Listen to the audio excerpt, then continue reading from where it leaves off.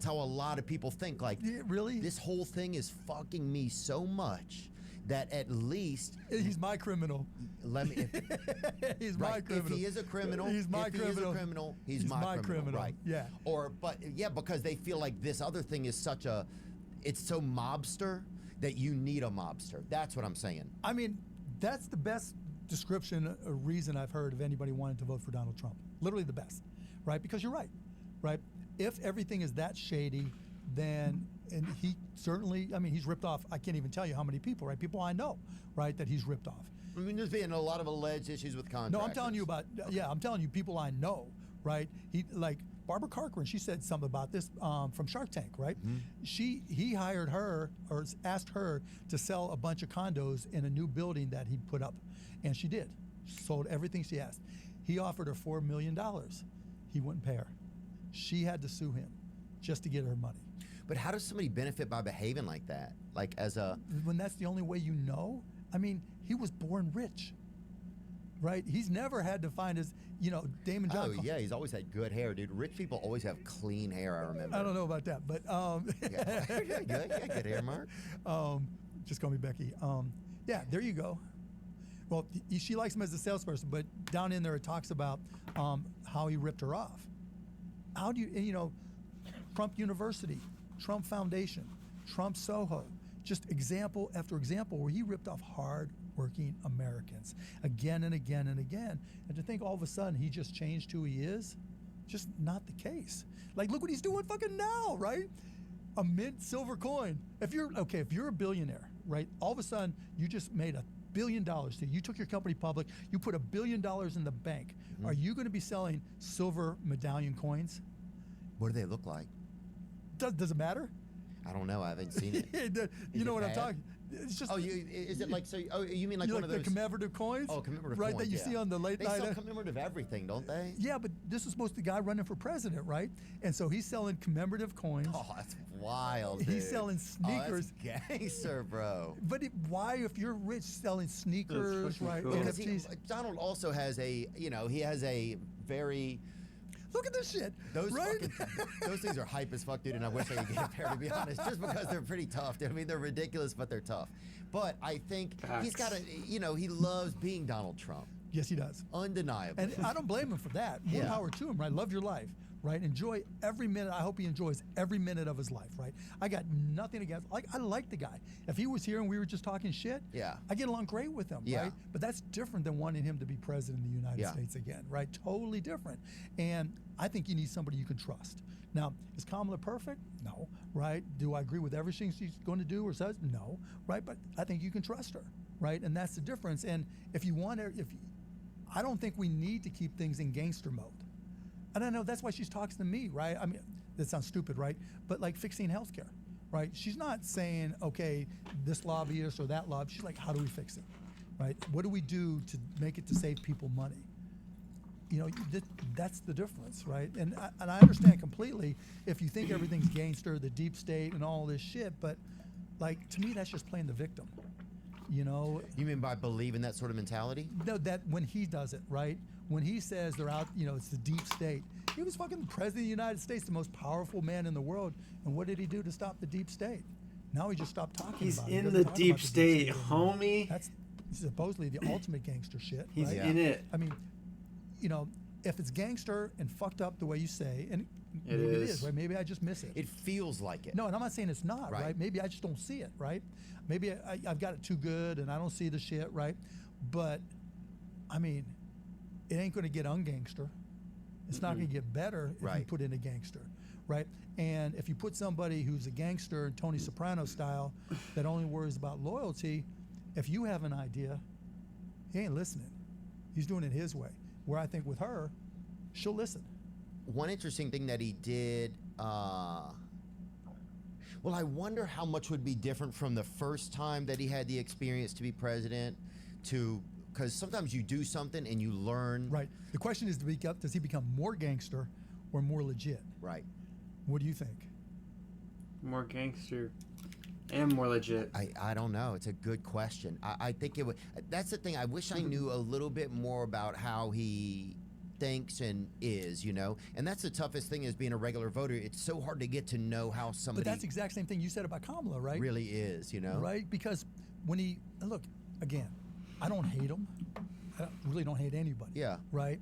I respect him, right? I just don't agree with him, and I don't think he'd be a good president. But when he came on here, right, and I listened to the interview, he talked pretty much, other than your talk about his brother and what happened there, which was really cool, right? You know, you deserve a lot of credit. He deserves a lot of credit.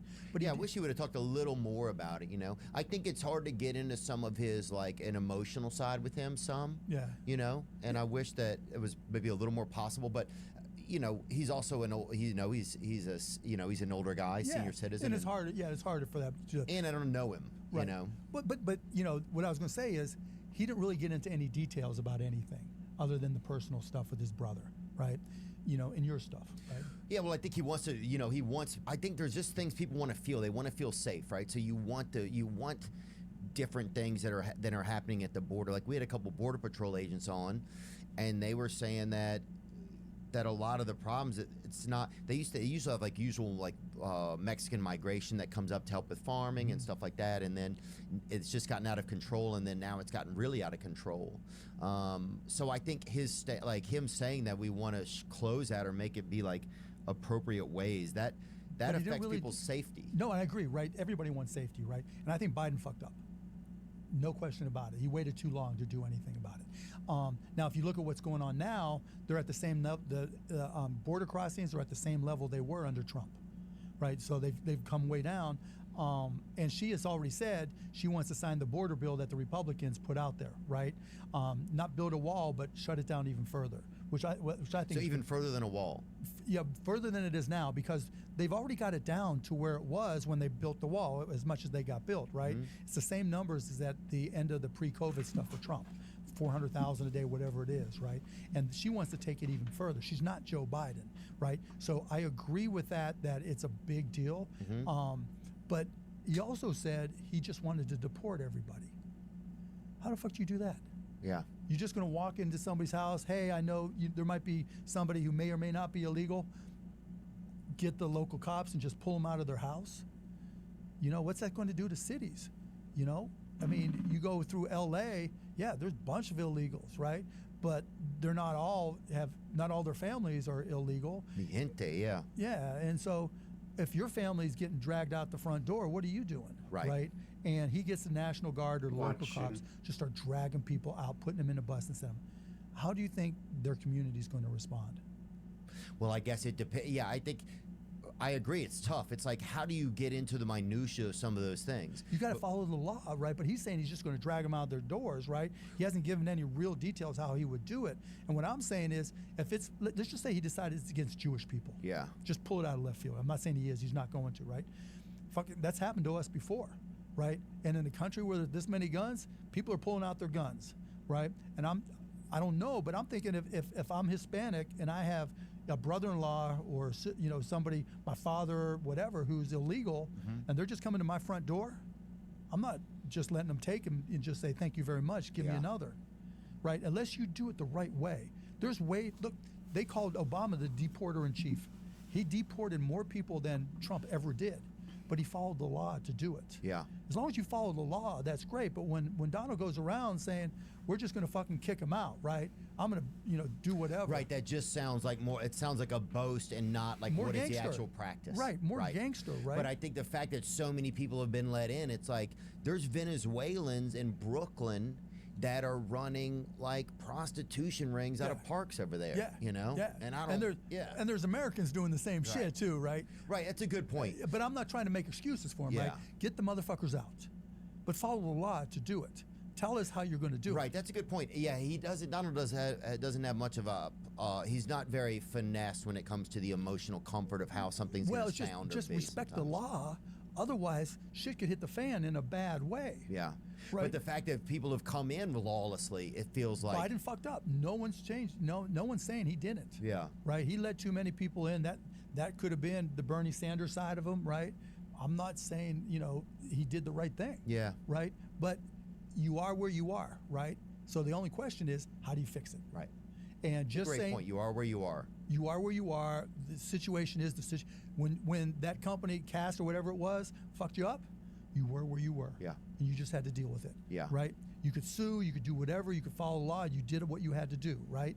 It's the same with this, right? You are where you are, and if he's going to get people out, which he should, he's not saying I'll follow the Obama model, but instead of 3 million people deported, it's going to be 11 million. Right, let's hear the practice more. Right, Let's hear, what because is it? How are you going to do it? When you have 300 million, 400 million guns in the fucking country, people aren't just going to say, take my brother, thank you very much.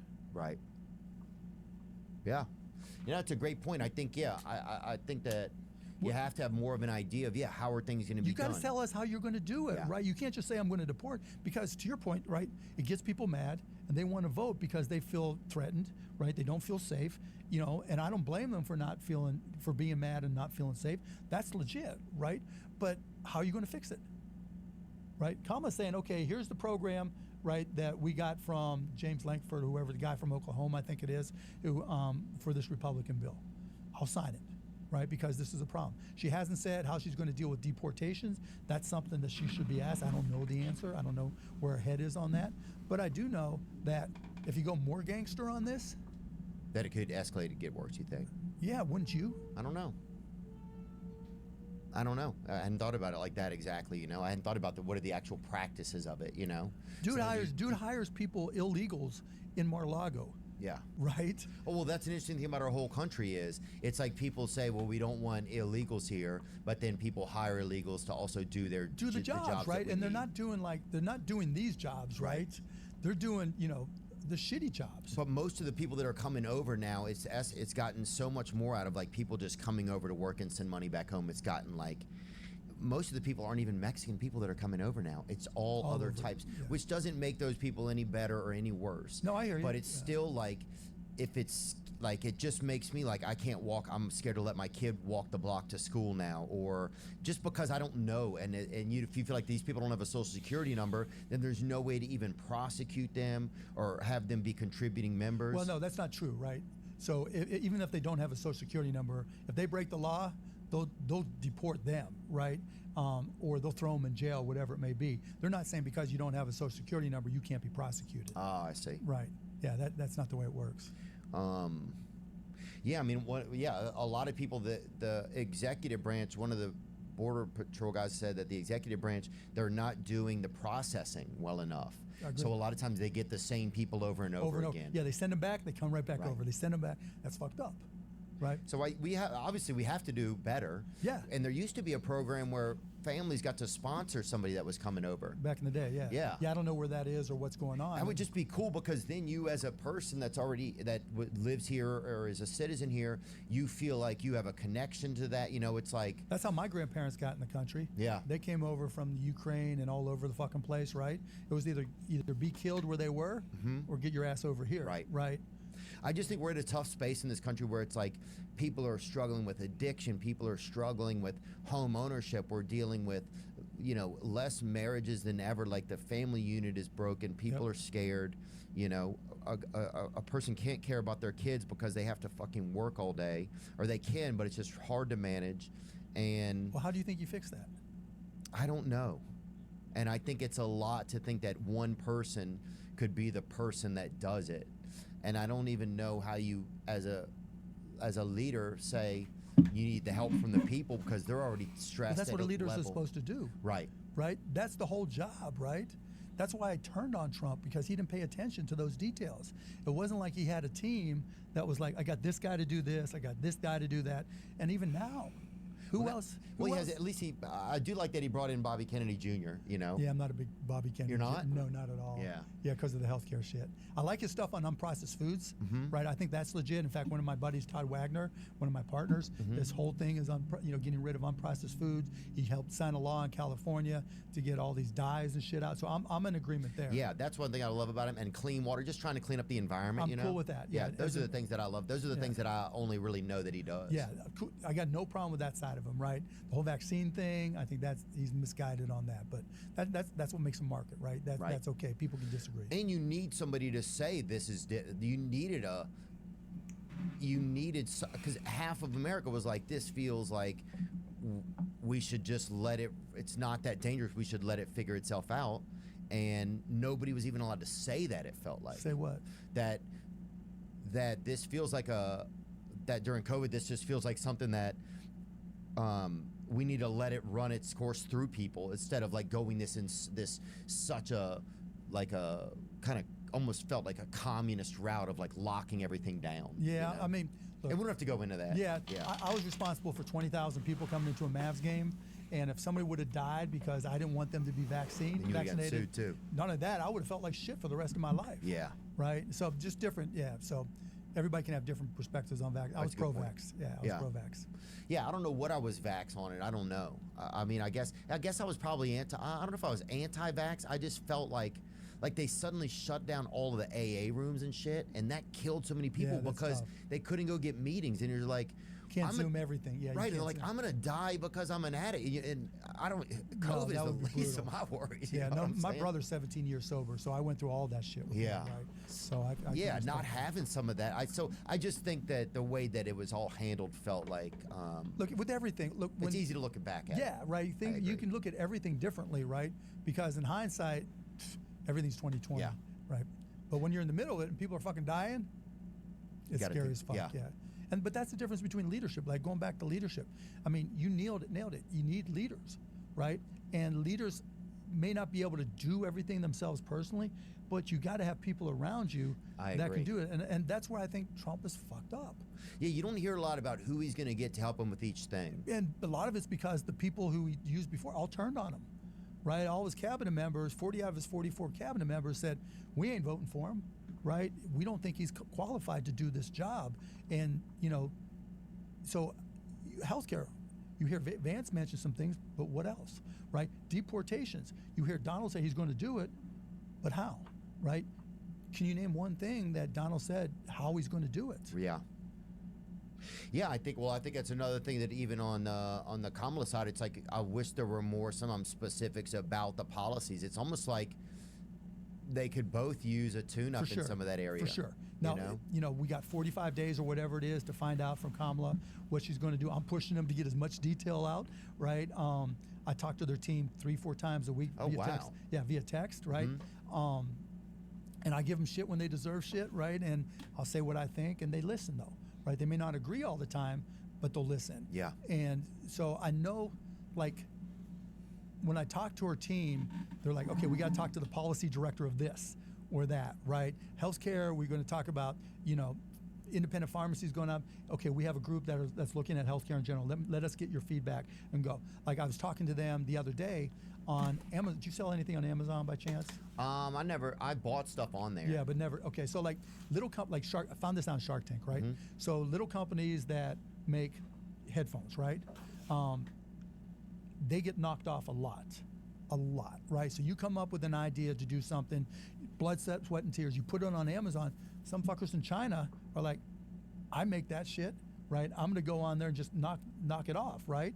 And sell it there. And as a little company, it's hard. It's not impossible, but it's hard to get Amazon to take it down, particularly on a timely basis. Mm-hmm. And so they lose, they can lose half, 75%, all of their sales to these knockoffs, right? And so I said to them, hey, here's what I learned from these companies, right? Amazon isn't the good partner they used to be for these little companies. Can we do something together? Can I put something together? Like, yeah, put something together for us because you're right. We need to do it. It's not right that China's knocking off some of our smallest entrepreneurs, even big entrepreneurs, right? And stealing their business. So it's not about tariffs. It's about, okay, so I proposed to them, can we get these Chinese companies to register before they're allowed to sell on Amazon? Get them to put up like a $25K bond in case they rip off people. There's some money there, right? Mm-hmm. For every product they sell, you're going to sell headphones, right? Post it up, just like a patent. You have to post your patent before it gets approved, right? Almost like you have to put your rating in the restaurant window or whatever. Yeah, right. Same type of thing, right? So post whatever it is you're going to sell and put up $5,000 for it, right? Again, in case you violate IP. That's revenue for the country. That protects our small independent businesses, right? Mm-hmm. And it protects us against China, who, they don't care about IP all the time, right? And they were like, great idea. We have a policy team to look at that stuff for us, right? That's the big difference, right? So we don't have all the details yet, and I think that's not as good as it should be, but hopefully we'll get all those out in policy papers and everything and get some details. I haven't even seen who Trump is going to turn to for details. So you feel like with the Democratic Party, that with Kamala's group, that there's more organization? A lot more, and a lot more details paid attention to. Got it. Right? And I think that's important.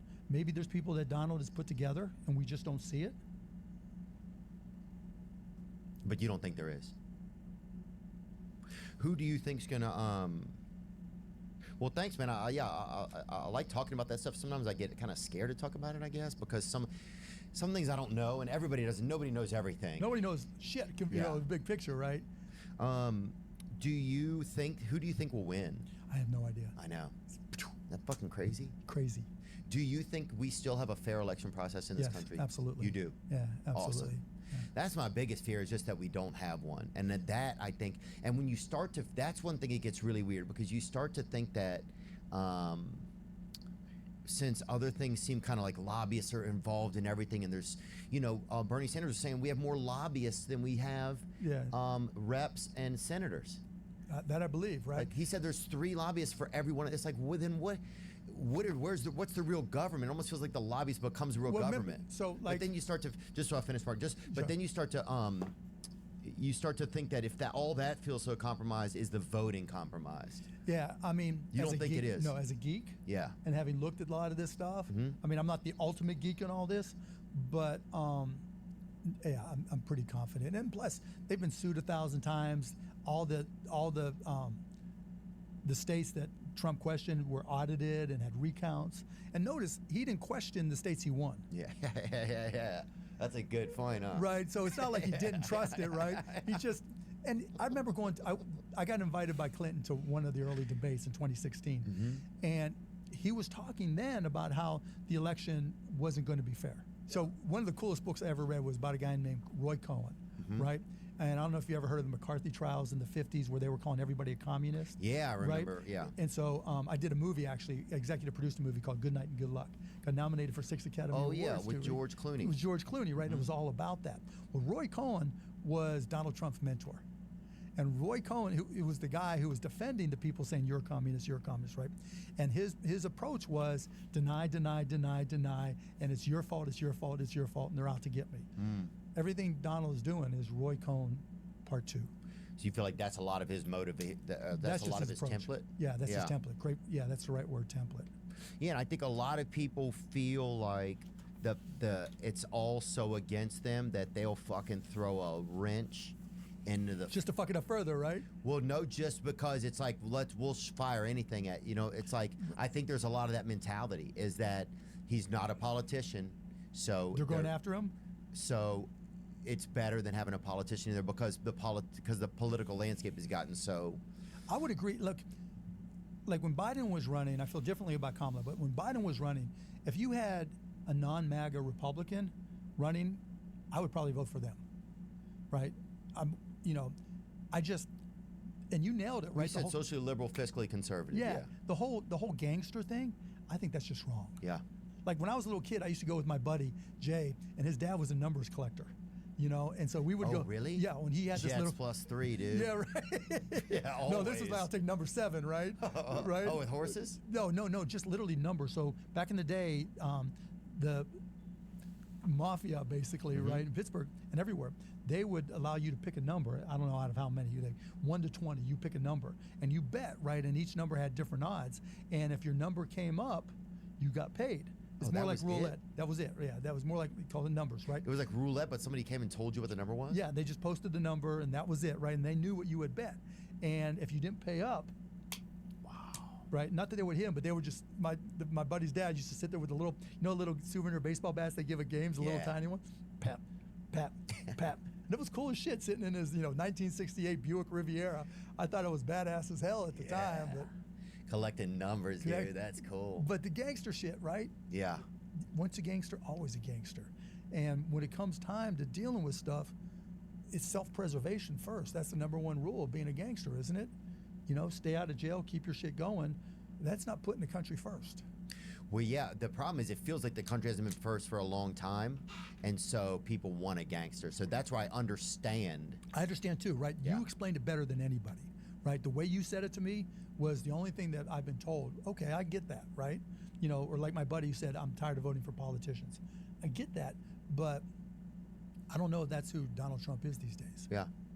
Yeah. I mean, look, it's interesting. That's why it's, you know, it's fun to talk about and think about. Yeah, no, hey, just to have a good conversation. Yeah. No yelling, no screaming. And I totally respect your thoughts, and I respect a lot of your insight, and vice versa, and vice versa, you know, yeah. 100%. Yeah, and I would love to be able to have her on. They reached out like last week about it. Oh, cool. And so we've been... Who reached out, you know? I'm not sure. I'll have to check with my buddy Zach, you know, but... or just email me who reached out, and I'll find out. But I'll put in a good word for you. Yeah, it'd be interesting, you know, just to... I think because the toughest thing as like a regular person who just can go vote, it's like you just... Even more these days, you want to try and figure out who is this person, you know? You obviously have a lot of like thoughts and creativity, and you've had success. Do you feel like running for office? Have you thought about it? Fuck no. I've thought about it, yeah. I even looked into it, yeah, but it's not going to happen, right? All the shit that they're going through, right? Like you just even mean on a human basis? Yeah, on a human basis. Like, why would I put my family through that? Right. Right, and with Cost Plus, I can have an impact, right? And I just think I can do more outside than inside. And so I'm just not good at, you know, all the formalities and all that shit. You know, you're not, I mean, showing up at a state dinner in jeans and a t-shirt isn't going to work. You know? I don't know. I think people would love it. That would be me. Oh, I just think people would love that. Yeah. My wife would kill me. Did you ever ask her what she thought? Yeah, my family voted no. No, you sat them down? 4-1. Yeah, sat them down. 4 no, 1 yes. Oh, man. Did you even try to lobby one of them to even help you a little? Well, my son got into it a little bit, but he was only like 13 at the time, so it was more. Damn. Yeah, I guess what moments or what is it, the part of you that makes you feel like you would want to do or could do it? Because I just want to do the right thing. Right. You know, if there's a deep state, I don't need anything from anybody, right? You can't buy me, right? And I try to be smart about things. I'm curious and I like to learn. I want to listen and be open-minded. And I think I've got approaches that have worked for me in the past, but also are getting results now. You know, like the Cost Plus drug stuff. I know how to change industries, whether it was the streaming industry, HD TV, you know, movies, whatever it is, any industry I've gotten into, I've managed to kind of bubble to the top. Yeah. And, you know, and I also know, you know, to trust smart people, to partner with people who know shit that I don't know, how to complement my skill sets. I mean, maybe I'd be too honest about the whole thing, but I think I could do a good job, but there's just no way I'm putting my family through that. Just so that's why maybe if you had an extra 15 years in your life, you would think about it? Yeah, but they're still my family, right? And it's like it's a lot. Yeah, I mean, when Clinton was president, the worst he did was try to smoke dope. Yeah. Right? You know, and Obama and he got that Hummer too. Yeah, right. Well, yeah, but that was after the fact. He was already in, right? Yeah. But yeah, I mean, and was that, I mean, who knows? Look, I think if you're the president, but he was married though. Yeah. That was why. Whatever it was, right? Yeah. You know, to get elected, all you had to do was say, I didn't inhale, right? I know. Shit's totally different now. Yeah, shit's way different. You know, you got pictures, your kids were here, you were there, doing this, doing that. It would put your family through. Brutal. Yeah. Brutal. So that's a big reason, really. Do you think that keeps a lot of people out of it? Yeah, for sure. Wow. For sure. Like, it is. It's the scrutiny. It's that media scrutiny that they have. I mean, look at Kamala, right? She was 30 years old fucking a dude older, right? Or young. She's in her 20s. Yeah, Montel Jordan or something. Whatever, right? Just having fun. If it was me and you, we'd be like, let's go party with Kamala Montel, right? Let's go, right? And now, you know, all the shit she goes through. And that's not bad, right? But imagine that, you know, she doesn't, you know, and even like her stepdaughter, the one who was a little, you know, that has all the tattoos and shit that they were giving shit to. Oh, I haven't seen her. Yeah, only because. Oh, wait, I did see her. Yeah, they gave her shit because. Yeah, like. How she looks? Yeah, the tats and everything and all that and whatever, right? I don't remember all the details. Well, yeah, and remember the Barron Trump stories came out. He has autism or he has Down syndrome or whatever. Right? You're like, what are you talking but about? I will tell you this: when I went to the White House to visit Donald, you know, he was rambling around. This was when he was in office. Yeah, and this is like 2019. He was like da da da da da da da, and we were trying to talk about healthcare, but he went off in a bunch of different stuff. He goes, "Are you still on that show, Shark whatever?" I'm like, "Yeah." He goes, "Barron loves that show." I'm like, "Tell Barron." And he goes, "Look, that's his favorite show." I'm like, "Tell Barron thanks." And then I'm walking out. He goes, "Wait." I'm like, what? He goes, that suit looks really good on you. That's who he is, right? He's going to give compliments like that and shit like that. Yeah. What was I gonna? Oh, I want to talk about the drug company you started. CosplusDrugs.com. Okay. Yeah. Because one of the toughest things is that people pay more.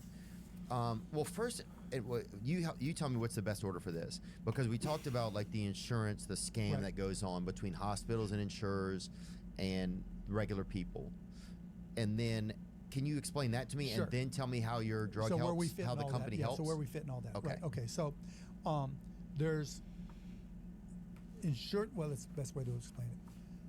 There's drugs that you take, and then there's what they call providers, the hospitals you go to, right? Okay, so the hospitals you go to is the provider. The provider, right?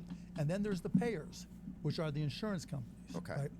And the insurance companies try to do deals with the providers, but they're not always up and up, right?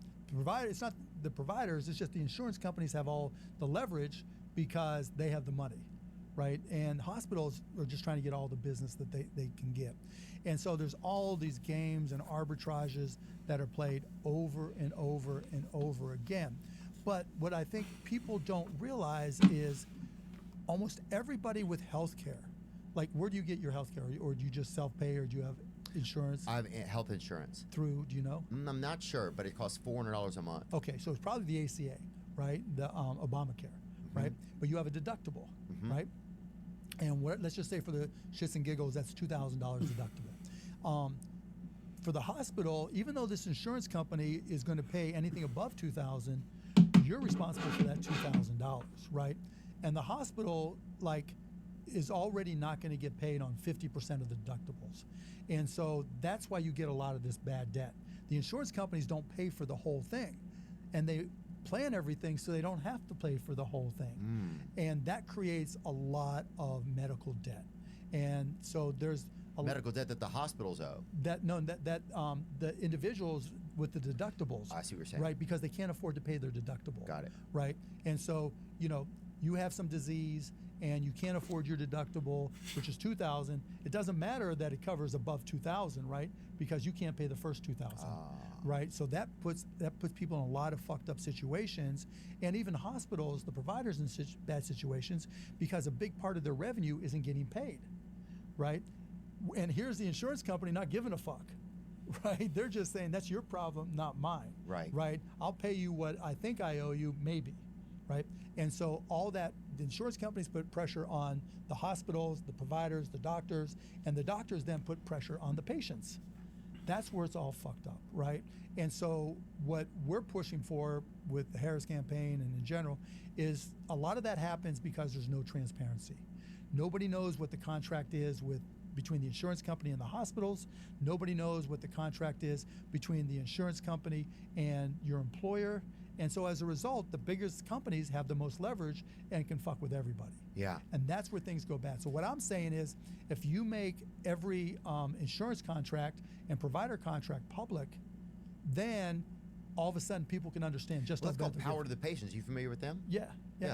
There's a group out there called Power to the They buy Patients shit, yeah. that lobbies for price, that you have to know how much an MRI costs when you go to get it. Right. So that way, if the hospital says the MRI costs $700, then the one down the street's going to have to say it costs $650, and they're going to have to start to compete, right? And they're going to have to start to compete. Right. And there's an executive order that says they have to do that. Right. And that was a good thing that Trump did, but it wasn't enforced by the Biden administration. Well, because the penalty is only like $1,000 a day. So they'd rather pay the penalty? Right. And so, I funded a study that had people call the hospitals to see if they can get those cash prices. Yeah. Right. And a lot of them didn't even know. A third of them didn't even know what the cash prices were. Right. Wow. So they're not being instructed. It's not. Yeah, they just don't know, right? Because they don't care. That's not a big part of their business, right? They want to get all the money from the insurance companies. So anyway, circling around to what we do, right? So I got a cold email, like Thomas the Pizza Guy. I got a cold email from a guy named Dr. Alex Oshmayansky, and he said that there are a lot of generic drugs that were in short supply and kids can't get their medicine and this and that. And I'm like, well, what can we do about that? And he's like, well, I want to do this thing called a compounding pharmacy where we can make those drugs, right? And so And he's like, So you wanted to start a compounding pharmacy where you guys can make those drugs that are in short supply. I'm like, that's cool, but it's not thinking big enough. So I'm like, let me look at the pharmaceutical industry and the drug industry and see why so many people can't afford them and what's going on. So I looked at it, and it was really obvious really fast that there's no transparency, right? Because nobody, just like you don't know when you go in, for your MRI, like doctor says, Theo, you need this medication. You have no clue what the price is going to be. The next question always, what pharmacy are you using, right? They're not saying, can you afford it or anything, right? So we decided to create this company called costplusdrugs.com. And if you go to costplusdrugs.com and put in the name of a medication, we don't have them all, we have about 2,500. We'll show you our cost, our actual cost that we actually pay for it. And then we mark it up 15%, and then there's $5 shipping and handling to send it to, and then $5 for our pharmacy. Or if you pick it up locally, it's $12, so the pharmacist makes money. And because of that transparency and only marking it up 15%, our prices are dramatically lower.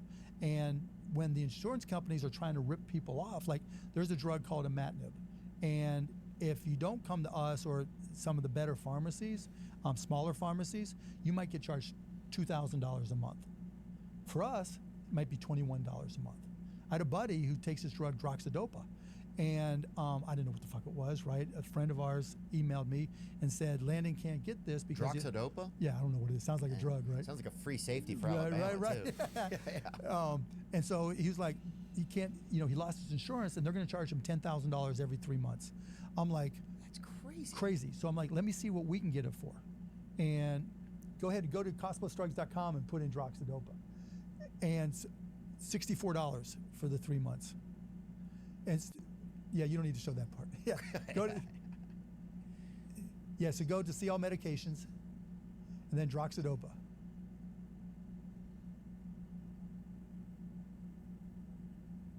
Now it's $14. Put some Nicorette on there, dude. Just right? Sell the lights out of it. Droxidopa, so now it's $14. So you guys, because you're able to make the drugs yourself? No, because we're able to buy them in volume, and because we only mark them up 15%. Well, why doesn't our own government do that to help us? Well, they're starting to now, but see, the problem was we publish our prices, and we put out a price list. Before we came along, nobody else did. So you're creating the fact that other people are now going to have to do that. Right. So now people see our prices, and they're like, okay, millions of people are just going to costplusdrugs.com, right? Mm-hmm. And the doctors are like, fuck, droxidopa, $14 instead of this other place wanted $3,000 plus a month. We're going to costplusdrugs.com. Are all of your drugs cheaper? I'd say 99% of them are, yeah. Every now and then there's one where we're not cheaper, but every time we get, as our volumes go up and our prices go down, we pass it on. So literally, we've lowered our prices on every weekday since last August. I guess it's been over a year now. We've lowered our prices. We've had some drug that has come in that we've been able to lower the price on. Wow. So anybody out there, you, your mom, your dad, your aunt, your uncle, your grandparents, right? Whatever drug you take, if you're paying, more than $15 out of pocket, go to costplusdrugs.com, put in the name of it, and see if we're cheaper. I mean, literally, it's crushing it. Right, that's all it does. That's all it takes to check it out. That's just to go there and do it. You just do it, right? So, like, if you have a deductible, we might be cheaper than your deductible, and it's cheaper to pay cash with us. Now, can people run into problems? Say if they're not supposed to get certain drugs, is it easier to get those drugs through you guys? No. You still have to have a prescription. Like Percocets or whatever. No. We don't do any controlled substances at all. Yeah. Huh. Wow, man. But how does the government allow you to be able to do that? Well, they can't stop me, right? Because it's just free market stuff. Yeah. They like it. I'm glad that it's happening. No, they like it, right? So now I'm talking to the Harris campaign, and I'm saying, look, if we just do this transparency, you guys can buy the same way we do, right? And so there was a thing from the FTC who went after all these things called these pharmacy benefit managers and just threw them under the bus and sued them, but they used our prices, right? Now there's research in the lawsuit? Yeah, there's research from like Vanderbilt and Harvard saying if Medicare bought at our prices, they would save billions of dollars a year, right? I mean, literally immediately, if there's people out there that are struggling with their prices, what they pay, they switch to us. They're going to save a fuck ton of money. And they can just do that, but it's their own choice. They don't need their doctor's approval to switch. Well, they need to you? get a prescription to send to us. Okay, so let's still need a prescription. Right, you still need to get. But the doctor doesn't determine where. They just usually say what's your local pharmacy because that's just what their practice is. Right, and so you just say, send it to costplusdrugs.com. Yeah. So in the system that the doctors use to create the prescription, it lists us there, and they just click on it, and it's easy. Wow. Yeah. No, it's insane. It's insane. Like literally, we only started January 19th of 2022.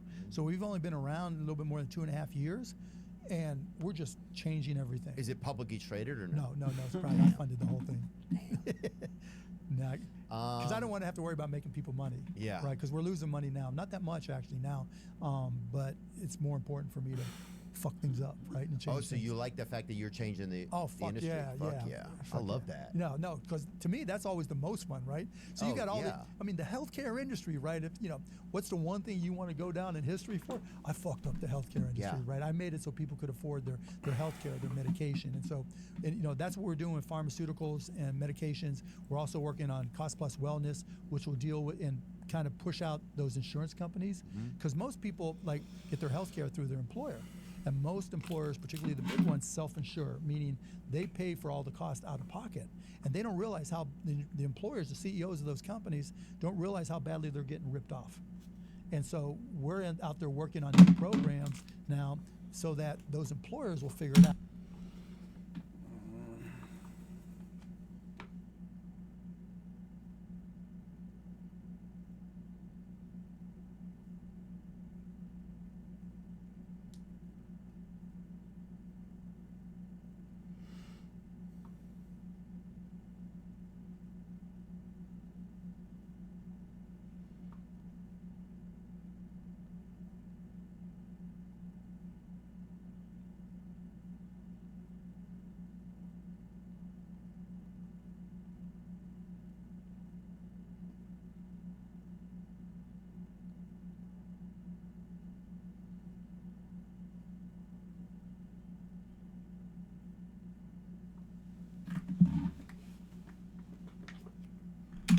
We're starting with my companies, and then we'll extend it out to other companies.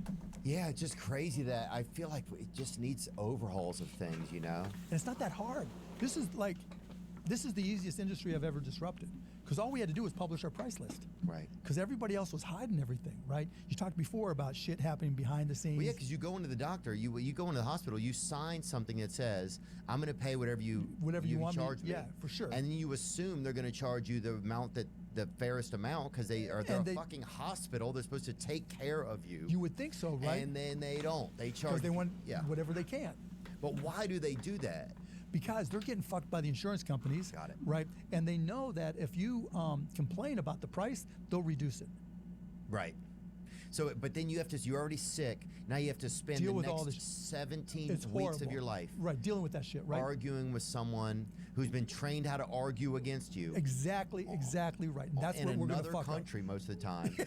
Actually, some of it's here. A lot of medical billing is here. Yeah. But then you... If you're calling in, and it's over there. Yeah, for sure. But then they feel horrible. Then the person arguing against you, the employee feels horrible because they know that they're fucking you over. They're fucking you over, but they're just trying to make their money to go from home the and take care of their hospital side of kids. it, right? The hospital has to have way too many employees to deal with the insurance company.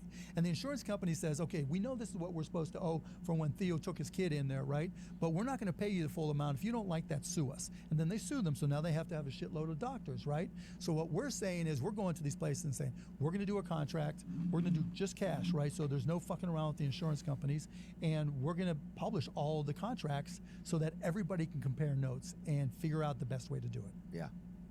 Well, there was an executive order that said that they have to do that, right? But it's not being enforced. Well, they do a little bit, but like we said earlier, not at a level where it's helping, where people are like, they should have a commercial. The government should buy a commercial every week that runs 100 times that says, right now you have to. Trump administration announced historic price transparency requirements to increase competition and lower healthcare costs. Yeah, they said. So they said, I think for 100 of the most. This was something not good that Trump did. No, it was good. No, I'm not saying Trump did everything bad, right? But this is one of the good things he did. But yeah, this is one of the things I think back then it was 100 of the top services. Now it's 500, I think. And so it's growing? It's growing. That has to do it. Right. But how do we enforce it that it's not being enforced? Well, so it's not so much enforcing that, right? Because if they put up shitty prices, it doesn't matter. If you show prices that are too expensive for everybody, it doesn't matter. And so you want to be able to have the whole contract published so that everybody who's responsible for paying not only sees that price, but how it got to that price. Right. And then people can create software and apps and this and that can truly help you, because most people do have some kind of insurance, right? Like only 11% of people don't, or they have high deductible plans. And if you have a high deductible plan, you don't quite know what you're going to end up paying out of pocket anyways, even if they tell you that it's only $750 for the MRI or $250 for the MRI, right? So that's an important part of it, but it's that much of it. Yeah, it's just interesting. It's just tough that you have to figure out how am I getting screwed all the time. It's brutal. It's brutal. But that's the opportunity for me, right? Because the Paul Revere pills will call you, let's dude. go. Dude, that's good. A couple quick questions before you get out of here, man. Why did you sell the Mavs, just so people know? Kids. It was time, more time with my family. It was just, you know, and the fact that to compete, which probably was as important as family, in order for me to compete, you got to generate more revenues. And when it was technology and media, I knew that shit cold. But now it's like building casinos, building, you know, you see what happens with the Titan Stadium and all the shit they put around it, right? That's not me. I'm not a real estate guy. And I don't want to have to learn. I don't want to have to put up $2 billion to figure out if I'm doing it right or not. And so I brought in a great partner, Patrick Dumont, and the Adelson family, who are big Trump supporters. And so, of course. They're just better at it than I am. I want to keep their money, bro. And it didn't suck that I got all that money. Oh, selling it, you mean? Yeah. Yeah. I mean, I still own 27%, and I'm still involved. So got it. It's a win-win. Was there another team that you wanted to buy recently? What about a WNBA team? No, not really, because it was more about just spending more time. Like so that's just another. Yeah, because there's a lot of pressure, right? Because if I want to do it, I want to win, right? And I still, like I said, I own 27% of the Mavs, and that's still fun. Yeah, that's still big time. That's enough fun. Yeah. How much did you pay in fines during your NBA time? 3, 4, 5 million. I have no idea. What was your biggest fine? Fuck. I think it was $600,000. So I grew up, like I told you, grew up in Pittsburgh, and my biggest basketball crush was Julius Erving, Dr. J, right? And so he had me. That was bigger, right? Okay, so we rested these guys. Yeah, I forgot. 750. Yeah, so I forgot about this one. And so the end of 2 seasons ago, we weren't going to make the playoffs, and we rested our best players. And even though every other team had been doing it, they fucked with me and fined me for $750,000. Damn. Because why? Because fans are coming. The best players should be on the court. No, not necessarily. I mean, because like when a team is bad, they will do what they can to get a better draft pick, because that's how you're going to get good, right? I see what you're saying. So we weren't going to do it, and they said we waited too long, right? Like other teams might tank halfway through the season. They might tank 3/4 of the way, but because we did it with 3 games left, they thought that was wrong. I was pissed when I got that one. Dude, I would have been. Jesus Christ, I would have been pissed and sleeping outside, because I would have been living outside then. Was there one player you always wanted to get that you couldn't get? I mean, I was like Shaq. Shaq was my guy. Shaq was always, come get me. Yeah, I have a house in Dallas. Come get me. I tried Shaq. Oh, that'd have been fascinating having Shaq over there. I've heard you talk about crypto a lot. Yeah. Do you think it's a big part of our future, or do you not? I think it can be. I think we don't know for sure yet. Okay. I think on one hand, Bitcoin is like the new gold, right? Because it's easy to own. It's easy to use apps to deal with it and everything, and I think that's a huge plus, as opposed to gold, where it's just more difficult to deal with, and ain't nobody going to carry a brick of gold, right? If shit hits the fan, right? What are you gonna do? Hey, this is my gold. Not gonna work. A couple brothers might actually, dude. I know one of my dogs. Oh, really? Oh, yeah. I know a couple of dogs roll around with a brick, maybe. But yeah, but it's just going to create controversy. Different kind of brick. I'm talking about gold. Oh, yeah. But yeah, people would be trying to attack you for it. Yeah, right. So I see Bitcoin as having a good future, right? I think there's a lot of good reasons. I think Ethereum and some of the other ones are dependent on the applications built around them. So like there's DeFi, which has a real place so that people can easily trade, borrow, loan money, and make some money or save, borrow money. I think that's been around a while and that works okay, but it's kind of a stable app. But we really haven't seen that app that's like the Instagram app, right? Like when iPhones first came out, or the App Store first came out, right? There was no one app, right? Then Instagram came along, Snapchat came along, and then the App Store blew up, right? There was apps. Rare app We haven't coming. seen that one app that everybody has to use. Yeah, not for crypto, and when that happens, it'll make it a lot more common. Right. It's a great point. I really thought about that. What's something on the radars that nobody's seeing right now? People are talking about AI and Ozempic prices, and women selling illegal Ozempic outside of vineyard vines and all kinds of stuff. Yeah, it's happening. And people are talking about the border and politics. But what's something that you think that's on your radar that's like a big issue that nobody's talking about? I think it's more AI than people realize. Yeah. Yeah, I think AI is going to go a lot further. I mean, as processing speeds go like that and the capabilities of AI go like that, the context wins, all this other bullshit. You have a kid? I don't have any children. No, I thought you had I one. will have one day, but I don't have any. Yeah, I got to get a wife. Yeah, first things first, right? Yeah. And so, like, if you just had a kid tomorrow, let's just say, right? And you start collecting all the videos and pictures and things, and over time it turns into emails and texts, you're going to put that all in AI, and your little kid, when he's 7, 8 years old, is going to have, an invisible friend that's an AI. It's some crazy shit that's going to happen. Oh, because it'll be all the information you'd want him to know or whatever. Yeah, you want. exactly right, and can talk to you when you're not there instead of them just going on Instagram or whatever, Snapchat. It's going to be like you could be, so say you could take like say there was like an orb that went in your child's room, like an actual thing you plugged in, like a thing, a fixture, and you could load in through AI, like, put in these 20 books. This orb should have this knowledge of these 40 it won't even books. be an orb. It'll be somebody that looks like a somebody. Oh, I see what you're saying. So an actual figure, or it could be even a hologram of someone. And if my child has any questions, they can ask. And now it. fast forward 40 years where you're taking all the stuff about the child, right? Right. And so putting now, that information in as well, so he'll know how to best relate to the child. Or things he even remembers, specifically. every memory Right, you I ever remember had. when we were at the park. Right, or tell him, when was that time I went with Dad to, there it is, right? And then when he hits 80 and dies, or 100, let's say, and dies, right? You've got that fake little Joey, right, who just died and lives forever. It's going to be insane. So you'd be able to literally, as you're laying in bed at night, you could turn your grandparents on the wall through some sort of a projector machine. And talk to them like they're still there. Wow. Or a hologram, yeah. It's going to be insane. Was there ever, I had an invention, dude. That's why Did they you ever have rest an in invention that you peace, wanted to man. get done, but you never had the This is time? not good.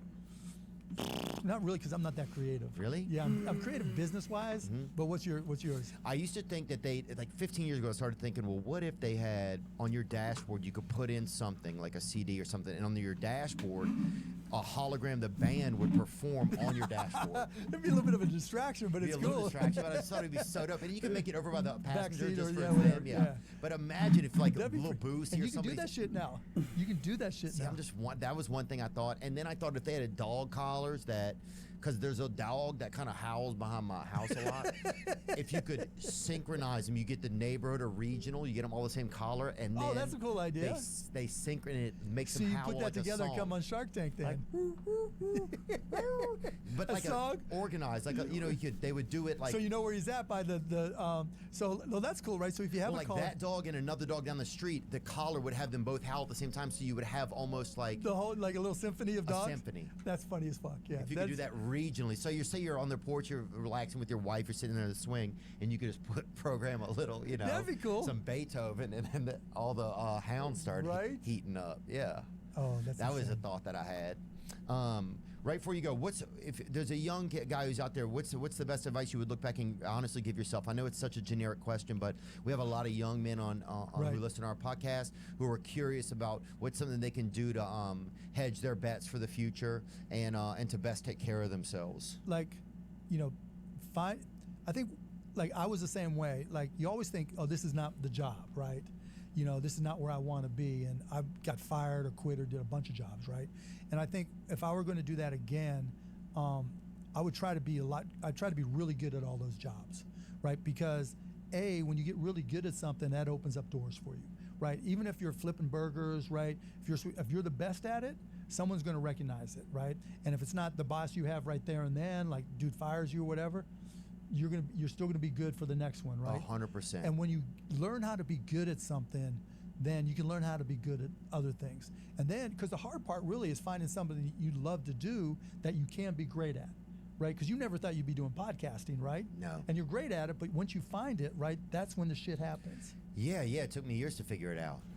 It takes all of us years to figure it out, right? Right, and give yourself some grace that you're figuring it out. You don't have to figure out shit when you're 18, 19, 20, 21, 22. You don't know shit. Just don't get somebody pregnant and have fun. Right. Don't get thrown in jail. Don't do shit that's going to, hold you back, right? But, and then I'd add, be curious, right? Because the more you learn, the more doors open up for you. be agile, right? Be able to bob and weave when shit hits you, right? Because it's going to, and again, if you just can find something you can be really good at, no matter what it is, nobody quits anything they're really good at. That's a great line. Because that's when you get the satisfaction. I'm the best motherfucking whatever it is, right? And somebody's going to want to pay me because I'm the best. Yeah. Yeah, and somebody will, and a lot of, because once you start having employees, you start looking for better employees in different spots. And then I bet it becomes a problem, people trying to poach your employees. Has that ever happened? Yeah, of course. Yeah, of course. And you just got to, try to connect with them better. And, look, I'm horrible at hiring people. And so I always try to get somebody who's good at it because I'm a softie, right? Theo, it's, Theo sells me on why he wants to job. You'll be great, Theo. And then, I heard you say in an interview one time, you said, get on the job, learn it for 3 months, be the best fucking person at it, and then at 6 months, if you are the killer at it might have been a sales job, but go into your boss and say, I need a higher percentage, or I'm going to go do this and on my compete with own. You. Fuck yeah, right? It's a good strategy. It's good. It's just good to have that mindset. Yeah, if you work hard, you're good at something, you never do it for you can free. figure it out. And if you can learn to sell, you always have a job. Selling's so hard. It's not though. I started selling when I was 12 years old. Oh yeah, then you have it. Yeah, and I always looked at it okay, I'm just trying to help somebody. Whatever I got, I sold garbage bags door to door. I sold magazines, and I remember, Theo, look, I'm selling you all these 5 magazines for $10 a month. When you tell your wife you spend $10 a month on the education and enjoyment of your entire family that puts them in a position to get better grades at school, she's going to thank you for it. Yeah. Let's sign that shit up, right? So if you just look at it as helping somebody. That's a good point. Yeah, that's a good point. If you don't think of it as I'm selling, if you believe in what you're selling too, probably helps. Yeah, that sure helps, right? But you should sell a full alphabet up to people in Pittsburgh, dude, because they're only using half of it up there, dude. Bang, bang, bang. Oh, yeah, I love it. There's people up there only using half of it. Full circle. Rumor you wanted to buy Fox News. Is that going to happen? No, that was all bullshit, right? It was? Yeah, somebody asked me, if you could, would you buy X or Fox News? I'm like, I can't afford it, but if I could, I would. But yeah, I'm not trying. No, that's bullshit. There's a rumor that you wanted to build an entire city in Dallas, like a new city from scratch. No, I bought a city. Oh, you bought a city? I bought a town called Mustang, Texas. If you got any ideas, Theo, bring them on. Really? You got a whole city over there? I got a whole town. It's not a city, it's a town. It's got no people, right? But it's 75 square miles, or acres rather. And I got an idea. A dude I played basketball with was dying of cancer, and said that his only real asset was this town. It's the only personally owned town in the state, and one of the few in the country. And old friend, and I'm like, okay, Marty, I'll buy it from you. So it was $1.9 million. So now I own my own town. One of my other basketball buddies is the mayor and goes down there and keeps it up to date and everything. So if you got any ideas, and people live there, or it's empty? No, it's pretty much empty. It is? Yeah. There used to be a strip club that burned down, and then we tore all that down. Wow. Do you lease it out for movie sets right now? I would, but I haven't really tried. Right, you got to get it figured out. Yeah. Wow, okay. I'm going to keep that in mind. Dude, what would I do with a dang town? I don't know. It's your daughter's birthday coming up, you said? Coming up, yeah. Nice. Yep. How old is she going to be? She's going to be 21. No. 21 in Nashville. It's going to be brutal. Do you feel a responsibility to throw a big party for her? Yes. Yeah? Yeah. That's where I'm taking advantage of, what I can take advantage of. So it's a little bit spoiling her, but she deserves it. Is she what's something you really love about her? She's just got a great spirit. She's feisty as hell. She's smart. She's loving, and she's got she's got a sarcastic sense of humor. So she's always giving me shit, right? Yeah. Which is cool. I like that. Yeah. Somebody's got to give Mark Cuban shit. Somebody's got to give us all shit. But that's what they say. That's what my kids always say. Someone's got to give you shit. Really? So that's all they do is give me shit. Yeah, that's a pretty generic first statement too. Well, it doesn't have to be you. Right? Not my family. Yeah. Oh my God, Dad, you're the worst driver. Dad, you're the worst this. Dad, you're the worst that. Oh my God. Oh. See, I gotta tell you, I enjoyed this. This is totally different than any other interview I've Really? ever done. Yeah. Oh, thanks, really man. enjoyed it. Yeah. Yeah. Well, it's cool to hear that you like being a dad, Mark. Yeah, I love it. Yeah. I appreciate it, Mark Cuban. Thank you so much for your time. Thanks, Theo. Really appreciate it. A1. Atta boy, Theo. A1. It's a good ending. Can't get much better than that. Cannot get much better than that. And that's a fact.